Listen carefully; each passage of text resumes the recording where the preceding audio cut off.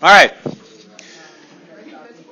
So I always think that all the readings are important, but as I reread this one for the umpteenth time and was thinking about it, it seems to me that in broad strokes, this particular chapter is really actually pretty important. One of the questions that we face right now in this country is what has happened to labor?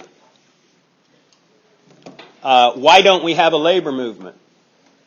Why, given what we've seen in the past from the 1870s up through 1930, with strikes and violence and state repression and the police shooting people and riots and all of these calls for, industrial social justice, it seems to me one of the questions is, if we are right now more socially unequal than we have been since 1929, and that's true, that's just a fact,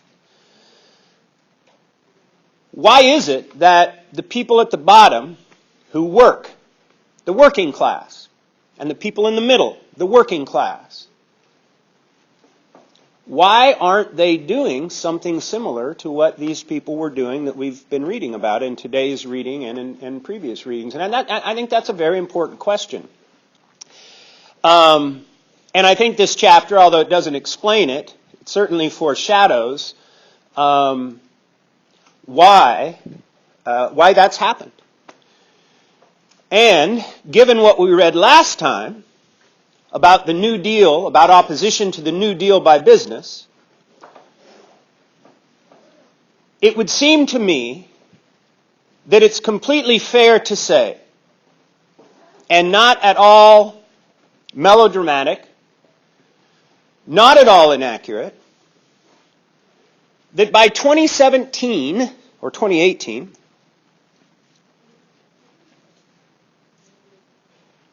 it's not that the New Deal has been defeated. It seems to me that in some respects, business has won. That in the struggle for wealth and in the struggle for the distribution of wealth, it seems to me that affluence and business have won, that individualism has triumphed, and by individualism I mean the cult of the individual, the cultural imposition on you of the notion that if you're going to get ahead, you're going to get ahead by yourself and by your own merits, by your own work. It seems to me that individualism has also won. Whereas, when we look at these union and labor activists, they sought to obliterate that kind of individualism.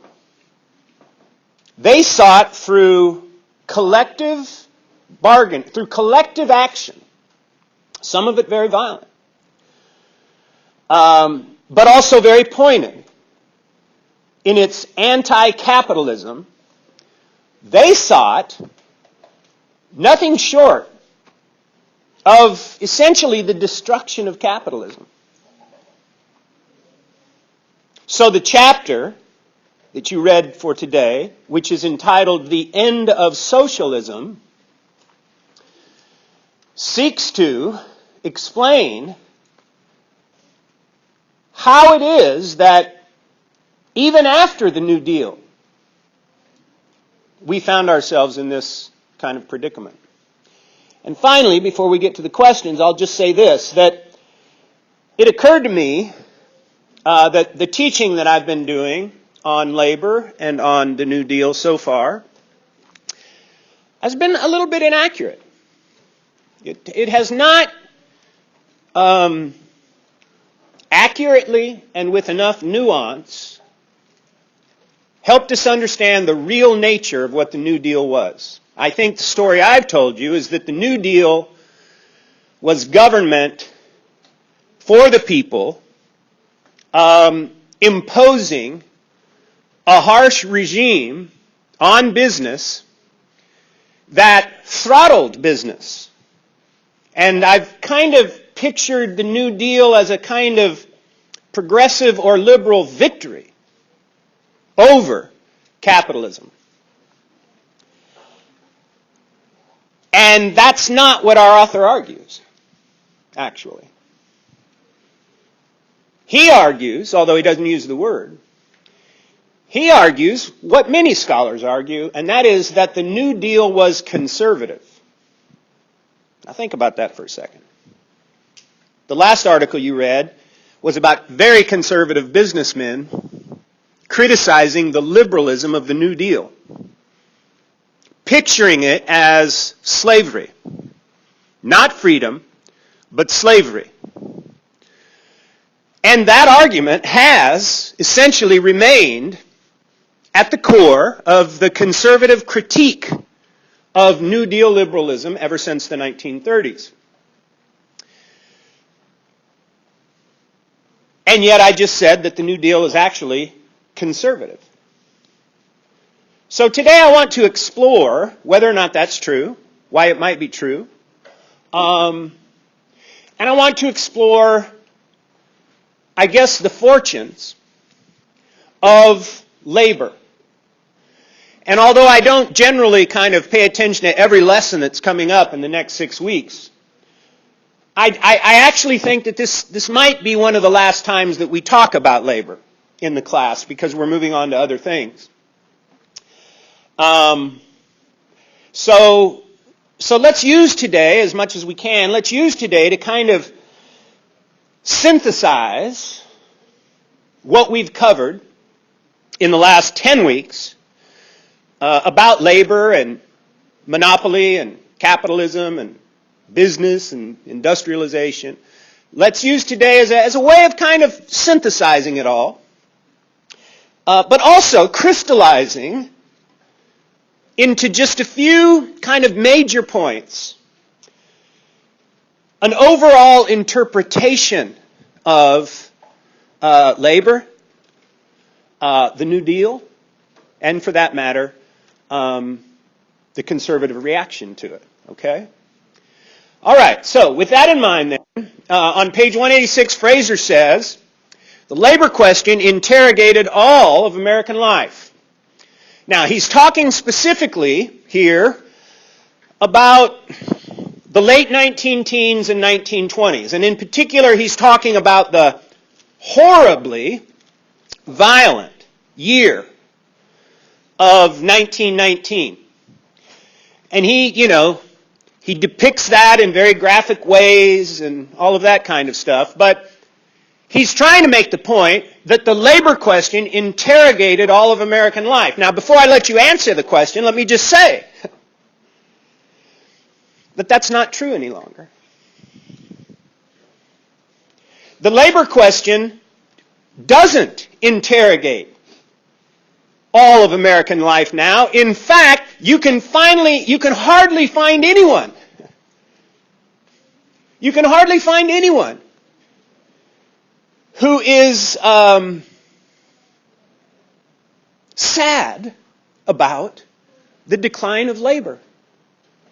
So just so you'll know, in private industry today, only about 6% of all people who work in private industry are members of unions. That's it. And in the public sector, which is to say government work, only about 33% are. And that is a very different picture from the 1950s, when almost 50% of all people working in private industry were union. Okay? So it's pretty clear that not only does the labor question not interrogate all of American life now, it seemingly doesn't interrogate any of American life now. There is no interrogation. Okay? So let me just say this before I get to your answer. It occurred to me in reading this, because the author consciously said this, it occurred to me that I don't even have a full appreciation for how prominent labor was in this country in 1919. And you have even a smaller appreciation for that, because you have been raised in a society, 21st century America, where business is simply the top of the heap. And where, I might add, unions are vilified. In fact, unionists are called socialists. And if you listen to conservative media, you listen to conservative commentators, anybody who talks about the need for the government to regulate business is simply called a socialist. So not only is labor not, if not dominant, somewhat preeminent and influential,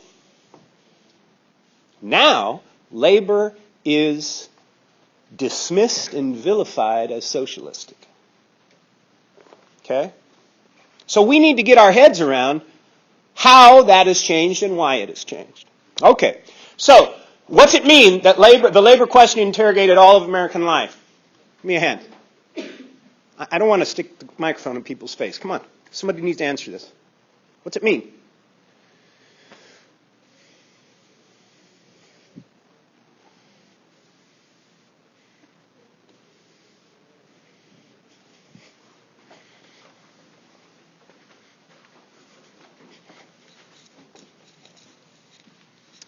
I think it just means that that they all questioned themselves after what was happening, like, what are we going to do next, kind of thing. You know, like, what's going to happen after, I mean, we're all out of jobs, or now there's this new deal, and what's going to happen. I think they all just questioned what's going to happen. What's going to happen? Okay. All right. Somebody else. That's good. Somebody else. All right, I'm going to have to do it. Thomas? What's it mean that labor interrogated all of American life? Well, in my opinion, I believe that the labor, interrogation makes, the civilian feel like in a certain way, like losing hope or something. Other than that, I do have to agree with her, your yes, colleague. My colleague. Yeah. And that, somehow, like, labor is just interrogate us, and it just makes us, like, don't have our freedom. I mean, that's what I think. Okay, all right. Carlos, what about you? What do you think this means, that the labor question interrogated all of American life? It's not actually, I don't think it's not as hard a question as I think you guys might think. To me, I just feel like it's unequal to some people to just, like, have labor in the American life, sort of. Okay. Yeah, Sue? Is it that it questioned, like, their morals and their values? Absolutely. Yeah. Absolutely. Yeah. I was thinking on the way over here, actually, about the rest of my career, because I knew it was my birthday. But anyway, I was thinking about how I'm going to change my classes, over time, and I realized that today's reading might on the surface seem like economics. It might seem like boring, economic theory. But actually, what it is it's culture war. So that labor and business were at war with one another.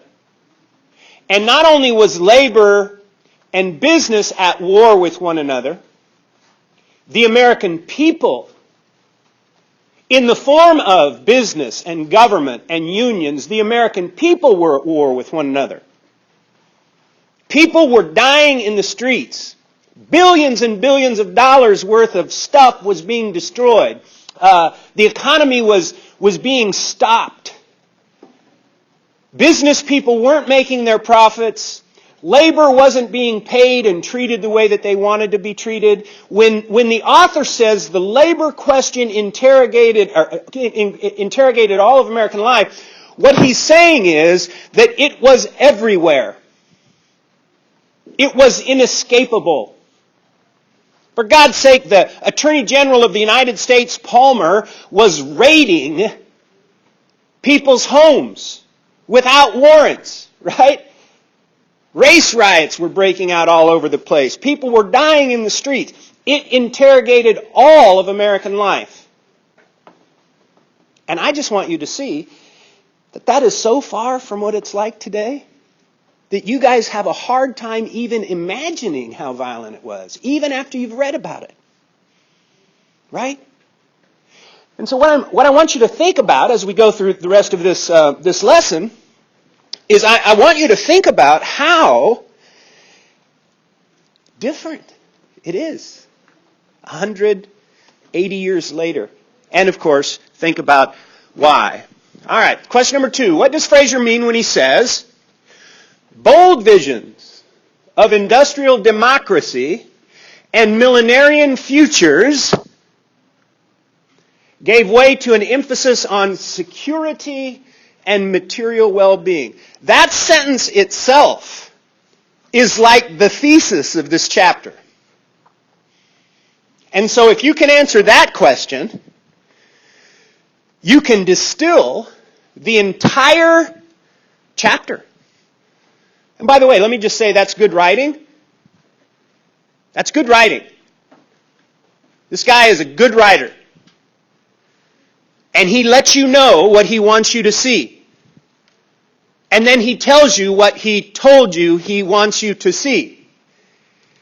He tells you what he told you he was going to show you. And if you want to know what good writing is, that's what good writing is. You tell your reader what you're going to say. You say it. You use evidence. You use argument. And then you just remind him at the end what you've said. Very good historical writing. Okay, so on this question, we have essentially 4 key concepts. Before we even answer the question, what are the 4 key concepts in this question? Karen? Porus? Oh, you can do this. Look at the sentence. There are 4 concepts that he is talking about. 2 in contrast to the other 2. What's that? All right, first of all, bold visions of industrial democracy. So industrial democracy, write it down. Industrial democracy. What's the second one? Millenarian futures. What is millenarian? You got it? You got a computer? Come on. People that are going to be millionaires? No. What's millenarian mean? Huh? No, not fake futures. Related to or believing in Christian millenarianism. Okay. So, all right. Does anyone know what so in Christianity there's this notion that Jesus is going to come again and he's going to rule on the earth for 1,000 years. And that's a millennium, right? That's what 1,000 years is. And during this 1,000-year reign, it's going to be kind of perfect.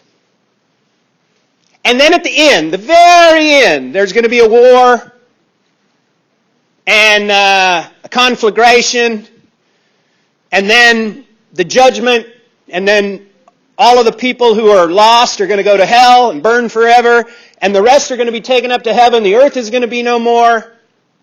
The millennium, in a Christian sense, is the 1,000-year reign of Christ when everything's going to be good.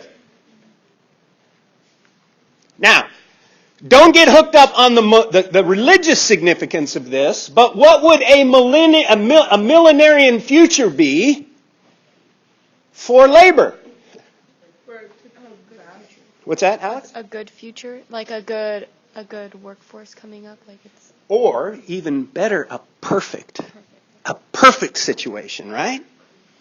And what would a perfect situation look like? It would look like all of those things that labor has been clamoring for 6 decades, right? And by the way, it would be an anti-capitalist future.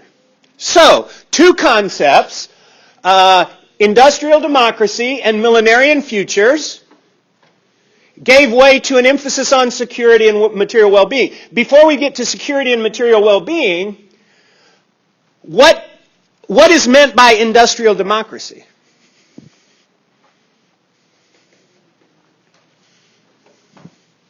What's meant by industrial democracy? Sue? I'd say like better working conditions, or like where the workers have like the freedom to like work better, I guess. Work better, under better conditions? Yeah. If it were industrial democracy, what would that mean the workers have the right to do? Make their own decisions or participate in the management of the company and the business, right? Yeah. Not only how it's run, but the production and all of that kind of stuff, right? So in other words, industrial democracy would be labor and business, or labor and management, working together, right? Democratically, okay? And is this not what labor had been calling for a very long time? The answer is yes. Okay. So, in terms of labor, we have bold visions of industrial democracy and millenarian futures. This would be the beginning of the chapter. This would be when people are going out in the streets and demanding and fighting and, trying to produce, pushing back, trying to produce a new regime, a new order. But in the end, Karen, these, which are very hopeful, very powerful, they gave way to an emphasis on security and material well-being. What's meant by that?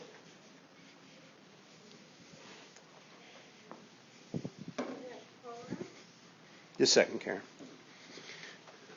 What's that? Programs and like Programs. What kind of programs? welfare and like Social Security, welfare, make work. Okay, so the security here might be security produced by government programs. Is that what you mean? yes. Okay. All right, not bad. What about material well-being?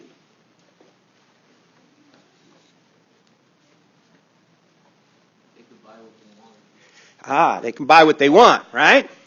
Do you remember from your reading talk about the American standard of living? Somewhat. Somewhat? Yeah. Okay. So, the 20s, you remember the 20s, 1920s? Remember the talk in the book about department stores, credit, expansion of credit, American standard of living increasing.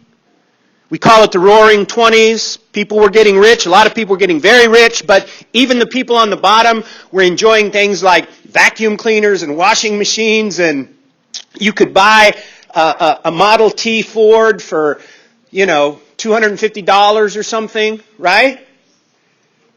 One of the remarkable things about the 1920s, and it's referred to in this chapter, but one of the remarkable things about the 1920s is that while the rest of the world, and especially Europe, was struggling, the American standard of living was going through the roof. And so, the labor movement is faced with a problem. Do we continue to push an anti-capitalist agenda that would destroy our economic system as we know it and establish socialism in its place? Or do we compromise for job security and material well-being? Those of you that have read the whole chapter, what's the answer to that question, basically? What's the answer?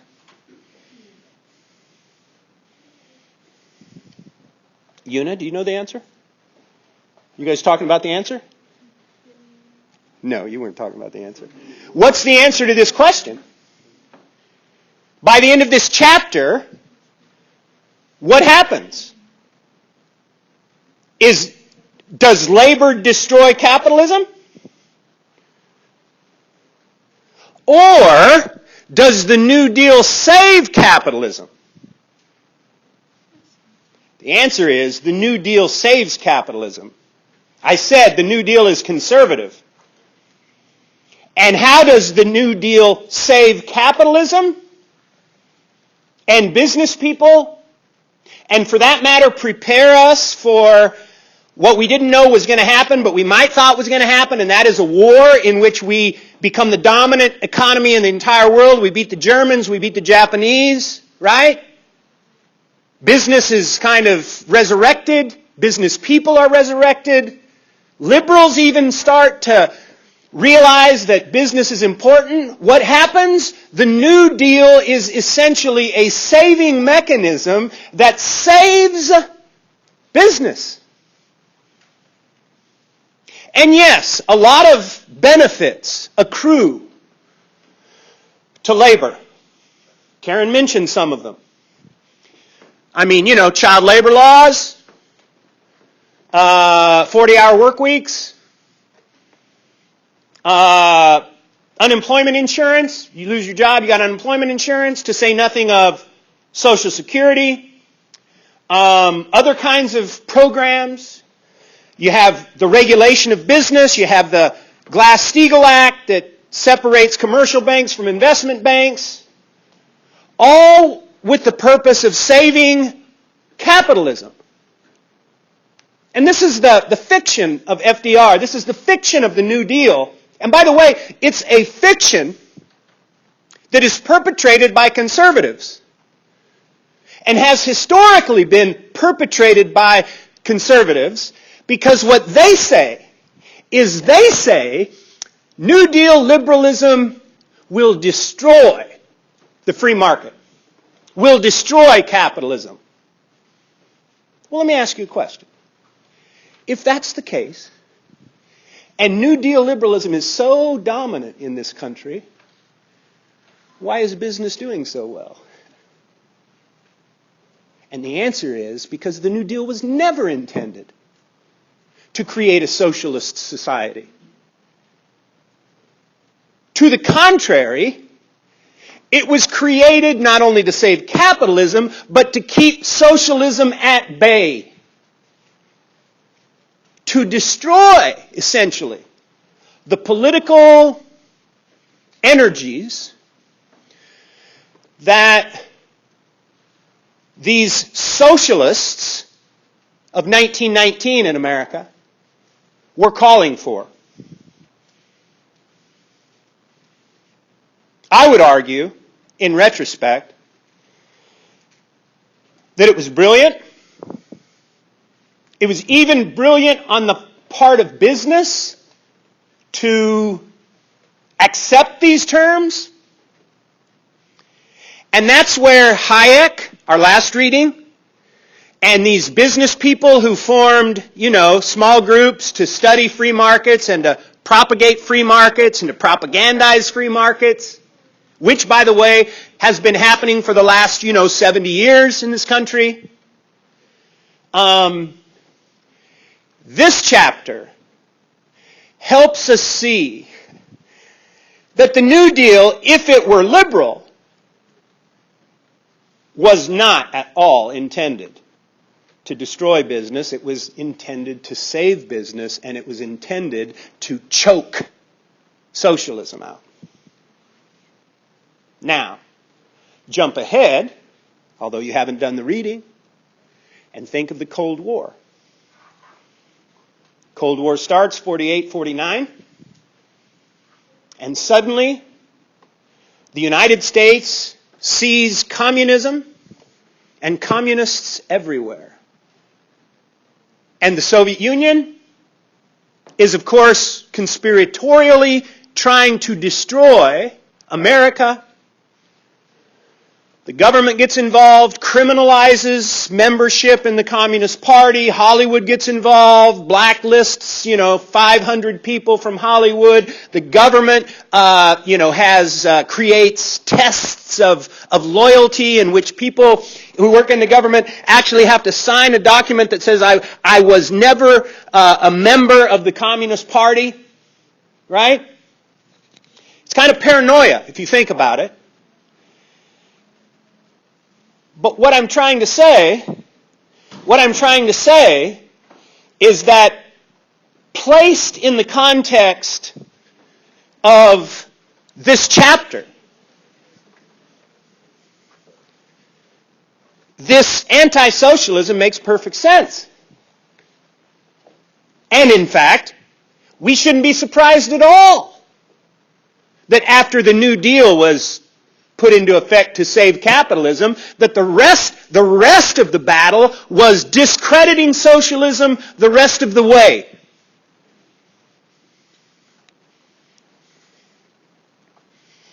So you want to insult somebody in 2018, you just call them a socialist. You want to insult a professor who teaches History 12, who teaches like I do, you just accuse them of being a socialist or a liberal. And by the way, socialist, liberal, it's all the same thing for these people. And if you want, you can accuse them of being a communist. Right?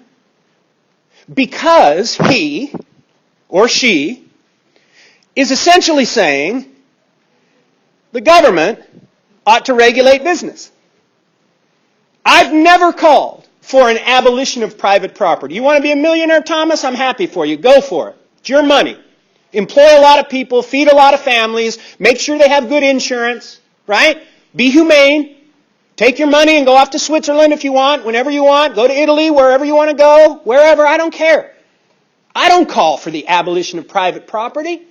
I don't want the government to plan the economy. But guess what? Some conservative walks in there, listens to me talk for 10 minutes, he walks out, he tells everybody Farrell's a socialist, Farrell's a communist. Right? It's not the case. But what's happened in this country is that the culture war has been so effective that he can say that and hardly anybody challenges him. And I'm bad.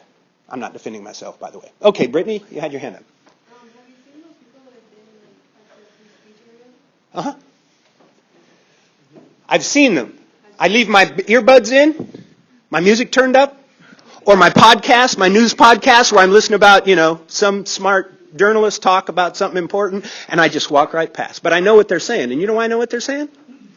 Because they've been saying the same thing for 30 years. I've been on this campus since 1987. I literally have been on this campus off and on for 30 years, and believe me, nothing that guy is saying is any different than the people who used to say it 30 years ago. The faces are just different, right? So you ask, why do you ask that? I mean, just because? Uh-huh. Okay. Huh? Say that again? Who do you listen to on the podcast? Oh, I listen to all kinds of podcasts. Basically, news stuff, NPR stuff, On Point. I mean, all kind. You guys wouldn't like it at all. It's for. I'll let you know what they are, but Do you listen to Dave Ramsey? Huh? Dave Ramsey? No. Dude, so annoying. Well, anyway. Okay. So I don't know how we got off on that, but okay. So, all right. So, so then in the terms of the reading, let's boil it down some more, and see that what the author is arguing is that the pre-New Deal capitalism in this country, he sees as barbaric. And what he says is that the New Deal civilized capitalism, so that barbaric capitalism gave way to civilized capitalism. And subsequently to that, he's also arguing that labor compromised these two things for security and material well-being. Stated differently, people at their base want to have a good life. They want to live the American dream. They want to have their stuff. They want to have their nice computers, want to have their nice cars, they want to have a home, want to have, 2.5 kids, puppy, right? The material well-being here, and by the way, this is another part of culture. This is part of the culture wars. But I'm sure some of you are sitting there thinking, Farrell's making sense today. But if he thinks I ain't going to get what's mine in the future, he's out of his damn mind. This is what I'm working for. I'm working to get mine. I'm working to have material well-being. Well, what's the problem with that? Well, maybe. The problem is, if you're not careful, you will sell your soul for that material well-being. You will sell your principles for that material well-being. And in fact, you will sell other people's souls for your material well-being. What do I mean by that? The labor movement before the 1930s, socialism, at least the socialist strand of the labor movement, wasn't just calling for the lives of laborers to be better. They were calling for an overthrow of capitalism and thereby establishing a more just and equal society for everybody. Not just for working class people, but for everybody. That's the theory of socialism, which, by the way, would work for women, it would work for people of other races, it would work for working class people. Theoretically, socialism should be for everybody. Okay? But what happens with the labor movement after the New Deal is they end up bargaining not for everybody, but just for themselves. That's why so many people today don't like unions. Because they see unions as self-interested,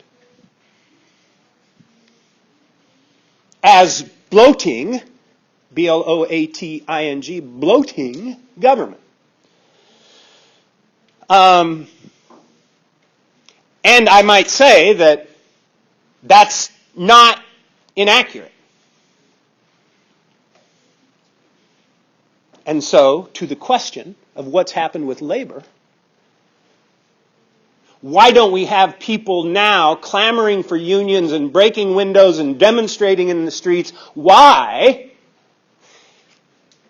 It's because the New Deal saved capitalism, invigorated the business community eventually, and labor sold out.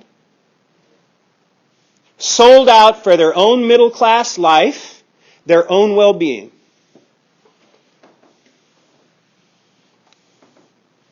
So when I say at the beginning, when I'm, weeping because I'm so moved by you guys, when I say I want to connect with people at the heart level, let me say I'm trying to connect with your heart and say, who are you? What do you stand for? Do you stand for $1 million, Thomas?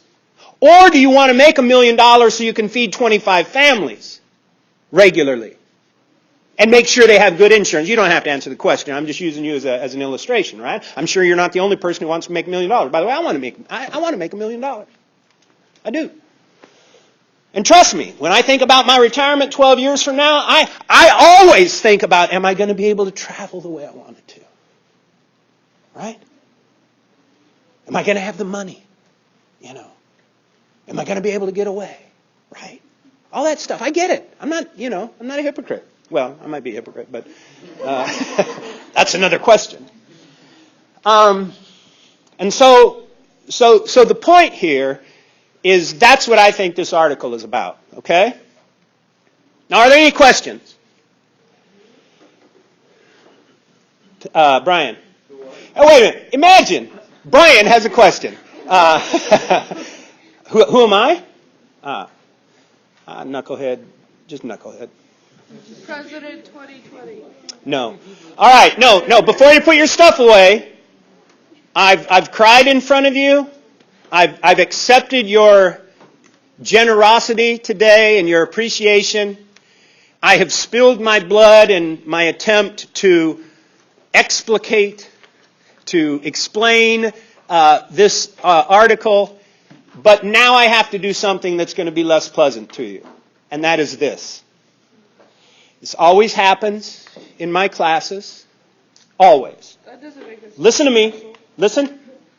Shut up. No. Listen, next week you get the week off. I'm going to give you the next week off, okay? Don't come to class next week. But here I am being absolutely serious. You guys are getting soft. You didn't read today. That's not acceptable, and it shouldn't be acceptable to you because you people are educating yourselves, and if you get soft on me in the next 6 weeks, I'm going to make it miserable for you. You understand? You cannot give up. You cannot quit. For the next 6 weeks, you keep kicking ass and reading your stuff. I've seen it coming on for a couple weeks. It always happens. I'm just telling you. You come unprepared and humiliation might be your friend. Okay? Yes, Una. Pardon? I don't know. Yes. Pardon? I'll try to work it out. Yeah, I'll try to work it out. But, I want to make sure that you guys are getting this material. Okay? So, all right. All right. Hey, happy Easter. Happy Easter break. Have fun. Party like it's 1999.